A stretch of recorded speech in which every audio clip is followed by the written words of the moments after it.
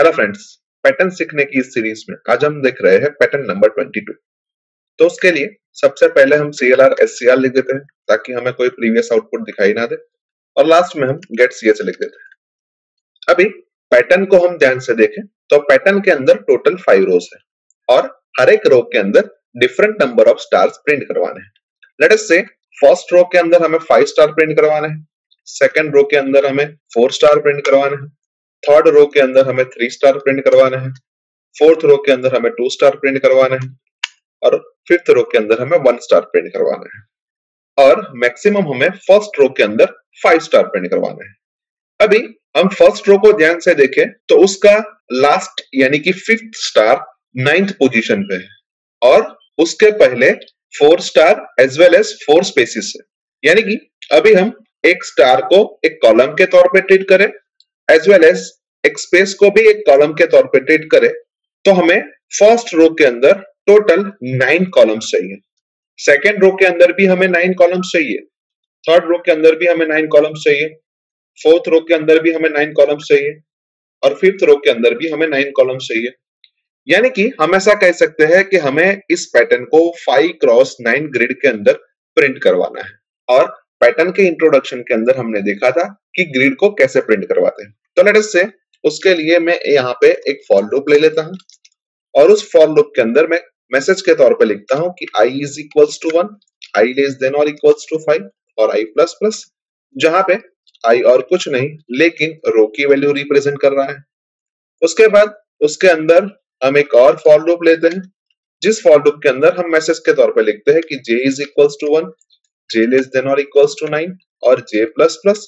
जहां पे j और कुछ नहीं लेकिन कॉलम की वैल्यू रिप्रेजेंट कर रहा है। और अगर हम सेकंड फॉर लूप यानी कि j वाले फॉर लूप के अंदर एक प्रिंटफ स्टेटमेंट लिखे और उस प्रिंटफ स्टेटमेंट की मदद से हम स्टार को प्रिंट करवाए, तो जब i की वैल्यू 1 होगी उस टाइम j का लूप 9 टाइम एग्जीक्यूट होगा और हमें 9 स्टार प्रिंट होके मिलेंगे। और ये 9 स्टार प्रिंट हो जाए उसके बाद जो भी हमें प्रिंटिंग करनी है वो नई लाइन में करनी है। तो उसके लिए फॉर लूप के बाहर मैं एक और प्रिंटफ स्टेटमेंट लिख देता हूं और जिस प्रिंटफ स्टेटमेंट के अंदर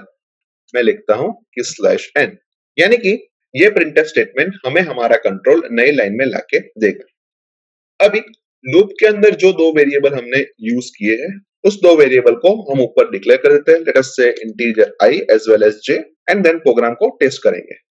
तो हमें 5x9 ग्रिड के अंदर स्टार प्रिंट होके मिल रहे हैं जो कि परफेक्टली सही है, पर हमें पैटर्न के अंदर सभी जगह पे स्टार प्रिंट नहीं करवाने हैं, तो उसके लिए हमें पैटर्न को फिर से एक बार एनालाइज करना पड़ेगा। सो अभी हमने देखा कि रो की वैल्यू हम i से रिप्रेजेंट कर रहे हैं और कॉलम की वैल्यू हम j से रिप्रेजेंट कर रहे हैं, और अगर हम पर्टिकुलर i के बारे में देखें तो उसकी कुछ j की वैल्यू के लिए हमें स्टार प्रिंट करवाना है और कुछ j की वैल्यू के लिए हमें स्पेस प्रिंट करवानी है। तो लेट अस से हम चेक कर लेते हैं कि कौन सी j की वैल्यू के लिए हमें स्पेस प्रिंट करवाने हैं और कौन सी j की वैल्यू के लिए हमें स्टार प्रिंट करवाना है। तो जब i की वैल्यू 1 होती है उस वक्त j की वैल्यू 1, 3, 5, 7 एंड 9 के लिए हमें स्टार प्रिंट करवाना है, अदरवाइज हमें स्पेस प्रिंट करवानी है। जब i की वैल्यू 2 होती है उस वक्त j की वैल्यू 2, 4, 6 एंड 8 के लिए हमें स्टार प्रिंट करवाना है, अदरवाइज हमें स्पेस प्रिंट करवानी है। जब i की वैल्यू 3 होती है उस वक्त j की वैल्यू 3, 5 एंड 7 के लिए हमें स्टार प्रिंट करवाना है, अदरवाइज हमें स्पेस प्रिंट करवानी है। i की वैल्यू 4 होती है उस वक्त j की वैल्यू 4 एंड 6 के लिए हमें स्टार प्रिंट करवाना है, अदरवाइज हमें स्पेस प्रिंट करवानी। और i की वैल्यू 5 होती है उस वक्त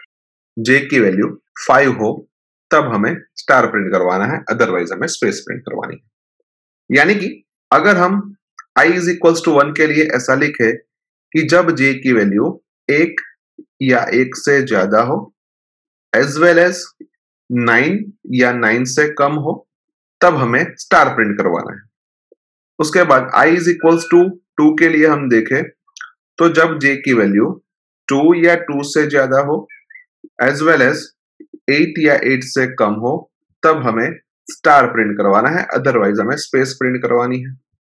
उसके बाद i इज इक्वल्स टू 3 के लिए j की वैल्यू 3 या 3 से ज्यादा हो एज वेल एज 7 या 7 से कम हो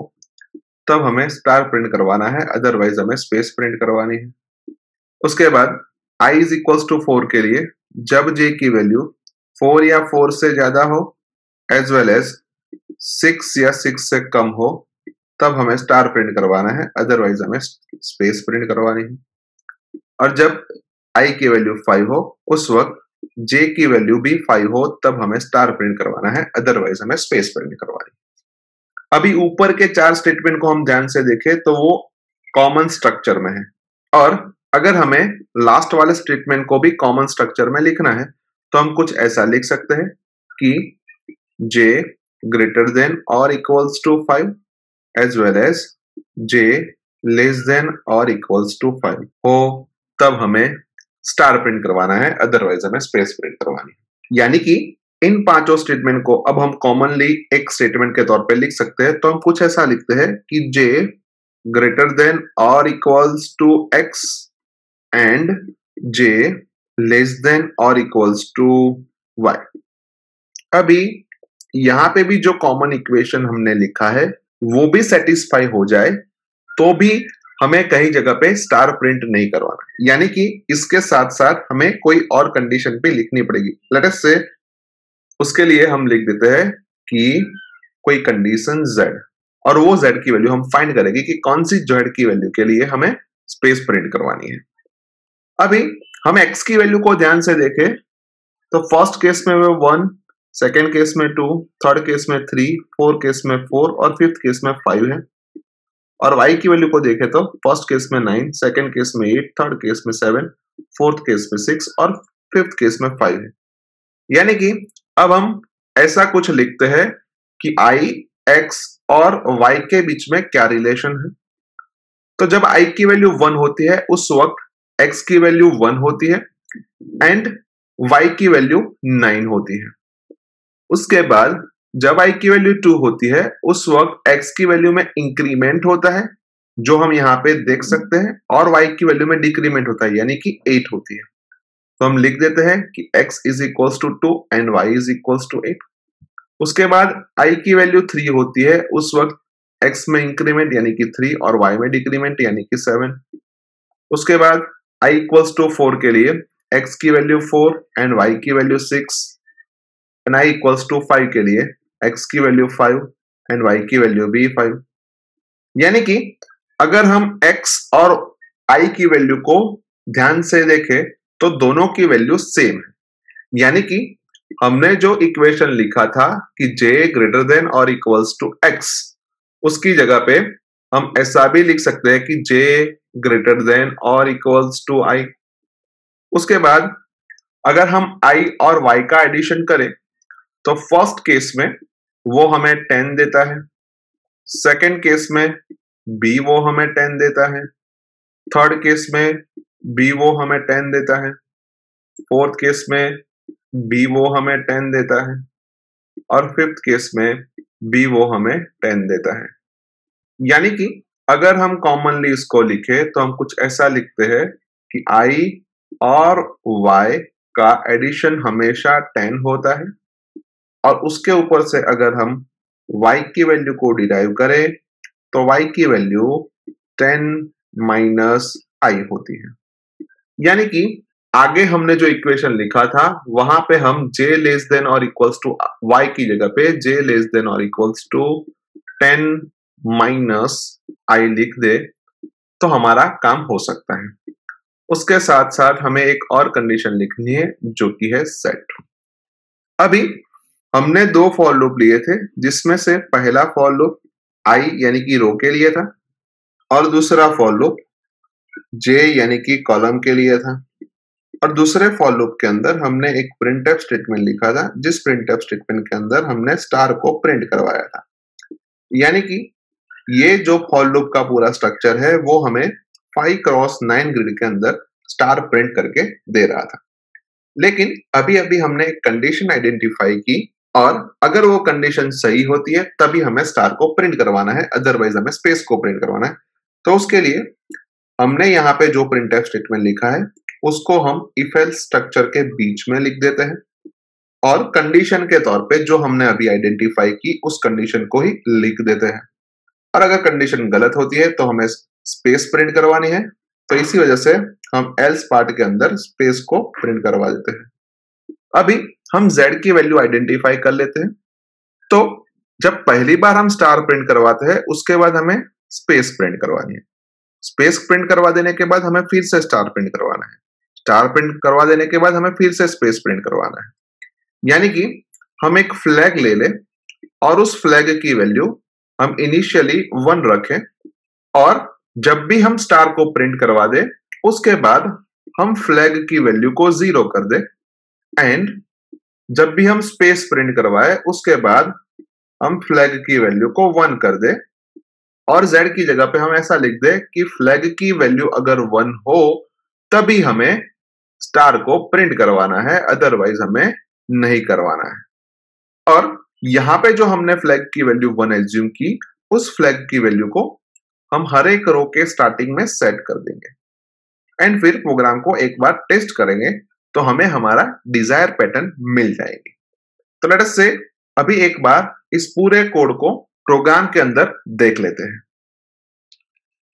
सो अभी हमने देखा कि सेकंड फॉर लूप यानी कि जे वाले फॉर लूप के अंदर जो प्रिंटफ स्टेटमेंट लिखा है उस प्रिंटफ स्टेटमेंट को हमें इफ एल्स स्ट्रक्चर के बीच में रखना है,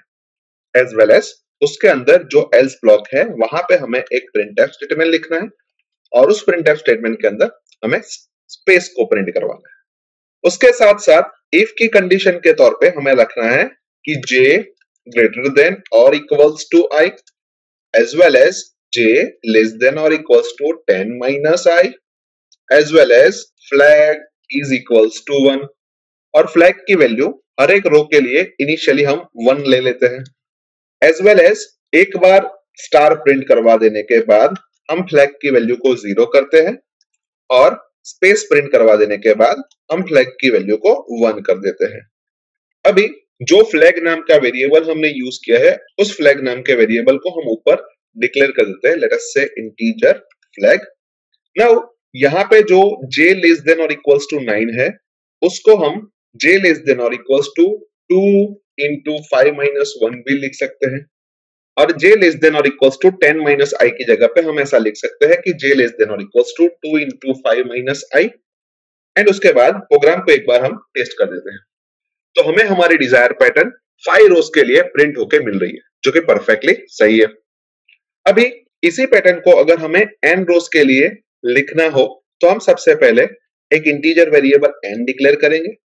उसके साथ साथ हम एक स्कैनफ स्टेटमेंट लिखेंगे, और उस स्कैनफ स्टेटमेंट के अंदर हम मैसेज के तौर पे लिखेंगे कि %d एड्रेस ऑफ n, जो हमें n की वैल्यू यूजर के पास से रीड करके देगा,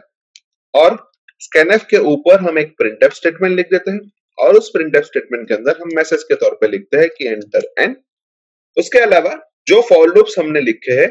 वो फॉर लूप्स 5 रो के हिसाब से लिखे हैं, तो उसको भी हमें n रोज के लिए कन्वर्ट करना पड़ेगा। तो इसीलिए मैं i लेस देन और इक्वल्स टू 5 की जगह पे i लेस देन और इक्वल्स टू n कर देता हूं, j लेस देन और इक्वल्स टू 2 इंटू 5 माइनस 1 को j लेस देन और equals to 2 into n minus 1 कर देता हूं, और j लेस देन और equals to 2 into 5 minus i को j लेस देन और equals to 2 into n minus i कर देता हूं, एंड फिर प्रोग्राम को एक बार टेस्ट कर देता हूं। जहां पे मैं n की वैल्यू 5 इंसर्ट कर रहा हूं तो हमें हमारी डिजायर पैटर्न 5 रोज के लिए मिल रही है, जो कि परफेक्टली सही है। एक और बार प्रोग्राम को टेस्ट करता हूं जहां पे मैं n की वैल्यू 14 इंसर्ट कर रहा हूं, तो हमें हमारी डिजायर पैटर्न 14 रोज के लिए मिल रही है, जो कि परफेक्टली सही है। यानी कि हमने जो कोड लिखा है वो परफेक्टली सही वर्क कर रहा है। यानी हम ऐसा भी बोल सकते हैं कि इस प्रोग्राम के थ्रू हम पैटर्न नंबर 22 को n रोज के लिए इजीली प्रिंट करवा सकते हैं। सो आई होप कि आपको इस प्रोग्राम के अंदर अच्छी तरीके से समझ आ चुकी होगी। आज के वीडियो में बस इतना ही, नेक्स्ट वीडियो में फिर से मिलेंगे। Thank you very much.